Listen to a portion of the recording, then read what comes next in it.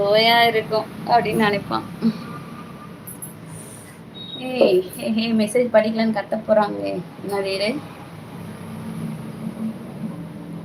அந்த பாட்டா? குயிலு கருங்குயிலு மாம மன குயிலு கோலம் போடும் பாட்டாலே மயிலு இளம் மயிலு மாமங்கவி குயிலு ராகம் பாடும் கேட்டாலே செய்தி சொல்லும் பாட்டாலே உன்னை எண்ணினானே